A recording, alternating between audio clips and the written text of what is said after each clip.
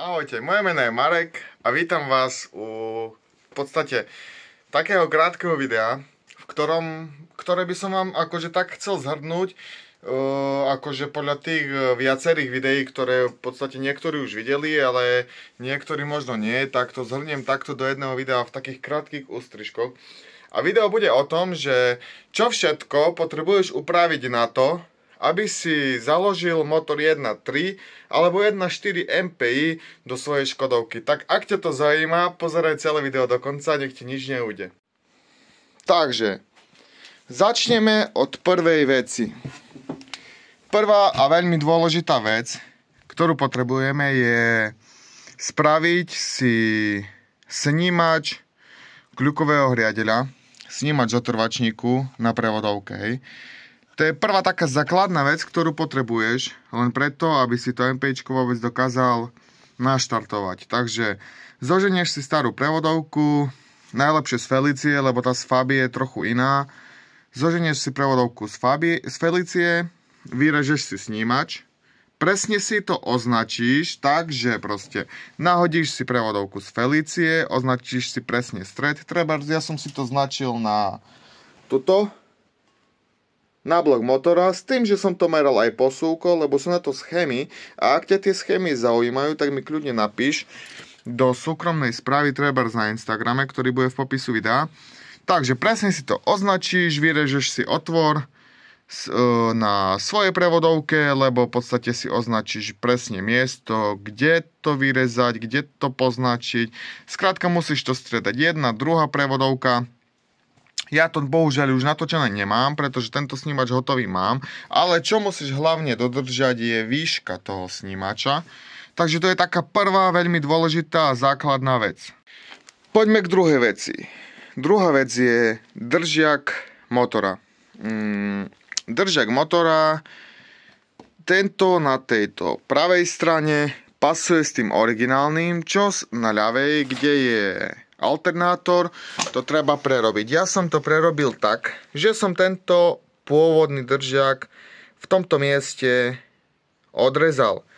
Takisto som si zabrúsil do originálneho držiaku alternátora z Felicie takýto zárez. Zozadu som dal jednu skrutku, ktorá tam pasuje a tuto na tieto tri diery som si vytvoril taký trojuholníkový držiak, ktorým v podstate, aby motor netrpel len na jednej šrubke, tak ak dáš alternátor, dáš skrz skrutku, tak ti bude držať aj tá druhá skrutka, tým pádom máš vynahradený ten pôvodný držiak, ktorý držal na dvoch skrutkách. Ďalšia, nie až tak veľmi dôležitá vec, lebo dá sa to spraviť, je táto remenica vodnej pumpy.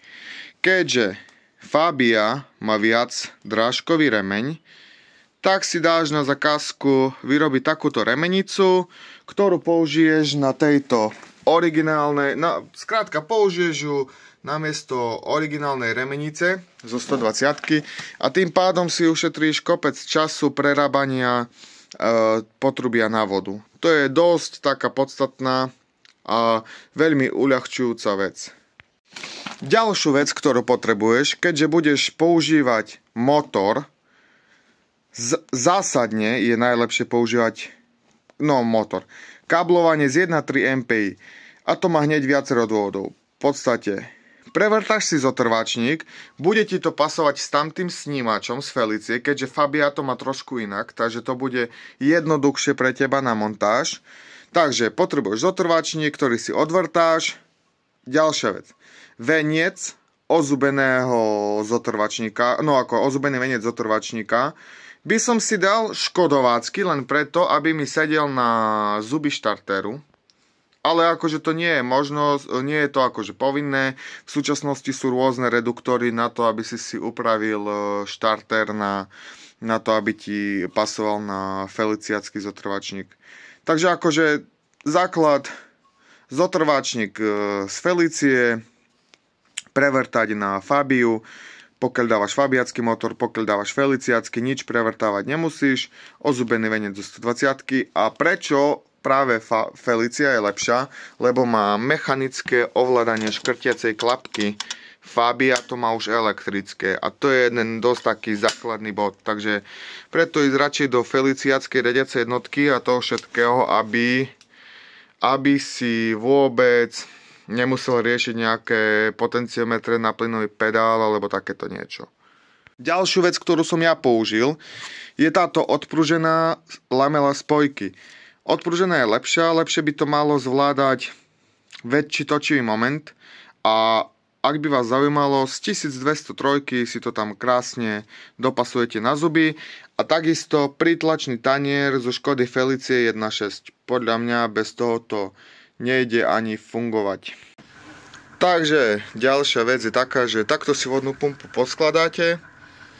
Originálnu, ako stále môžete nechať aj sériovú, ale treba prerábať vodu. Radšej si kúpiť takúto remeničku vybavené.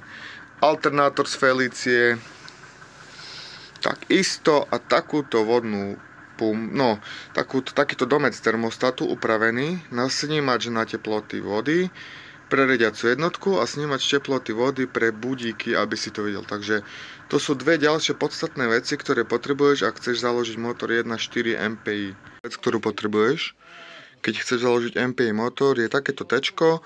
Nemusí to byť tečko, môže to byť inak, ale s tým, že starý systém paliva mal prívod cez tú hadičku na tej prepojovacej nádrži do AC pumpy a žiaden prepad to nemalo, tak tam ten, ktorý bol predtým prívod, použiješ na prepad a prívod si dáš tento, kde si dáš vyrobiť takéto tečko, proste tú prepojovaciu hadicu na nádrži odrežeš a to tečko tam nasunieš a to budeš mať prívod paliva, ktorý v podstate potom musíš zapojiť do nejakého prietokového čerpadla, ktoré si o chvíľu ukážeme a takisto si ukážeme, kde toto tečko a na aké miesto má ísť.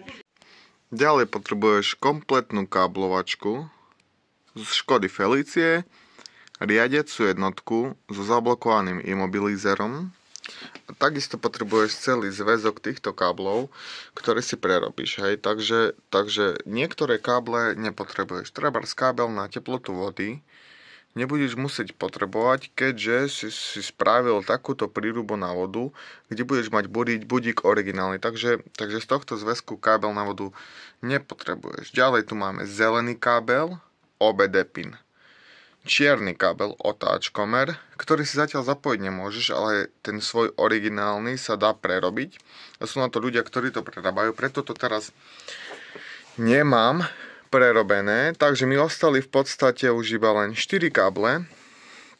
Z toho, zo spinov, na to sú schémy, vyčítate, jeden ide do čerpadla, jeden je ďalší OBD pin, ktorý je v podstate Sice nie, tak jedno je čerpadlo, jedno tam je kostra, potom tam máte, nepamätám si presne, ako to bolo, ale v podstate myslím si, že každý šikovný, čo sa trochu tomu rozumie, si to dokáže zapojiť, aj keď síce ja som si to nezapájal, mne to robil môj kamoš.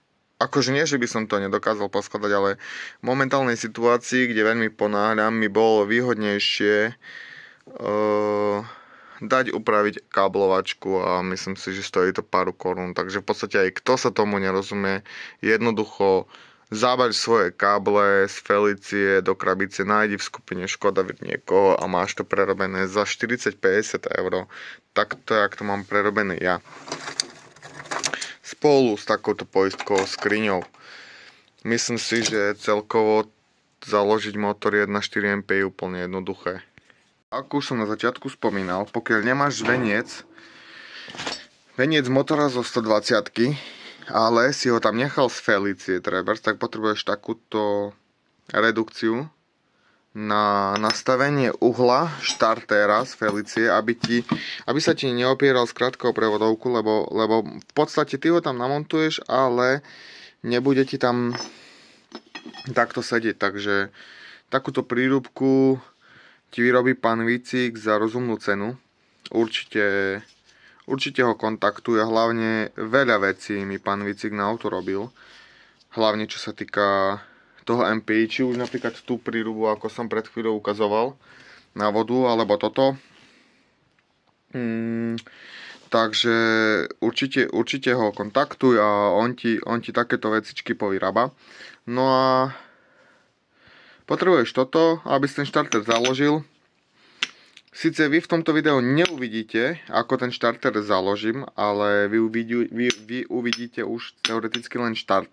V podstate ja som vám zhrnul teraz celý podrobný návod. Nie že návod.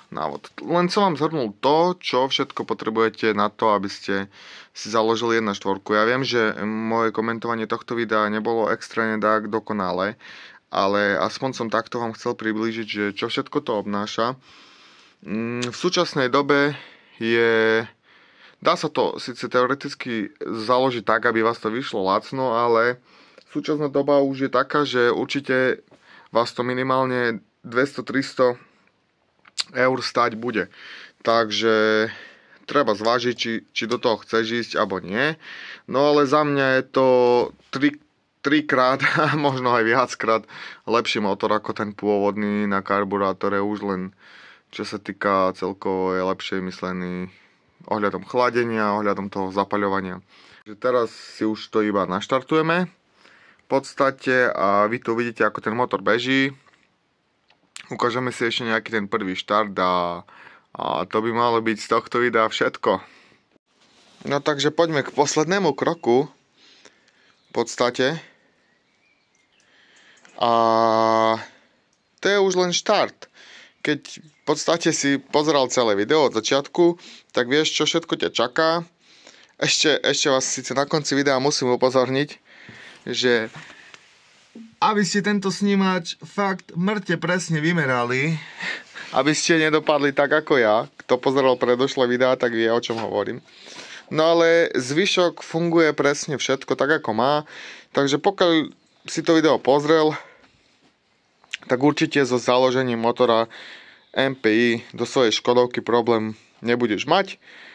No a z mojej strany je to všetko. A predsa sme si zabudli ukázať poslednú vec. A to je štart.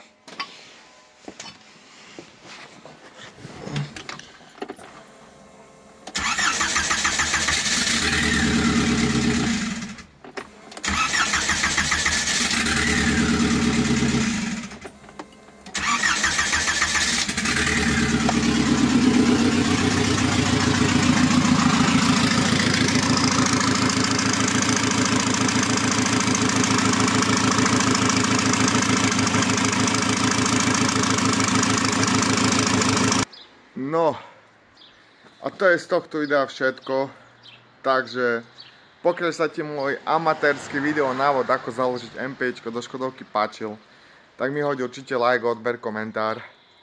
No a vidíme sa na budúce pri iných, možno naučných videách. Čaute.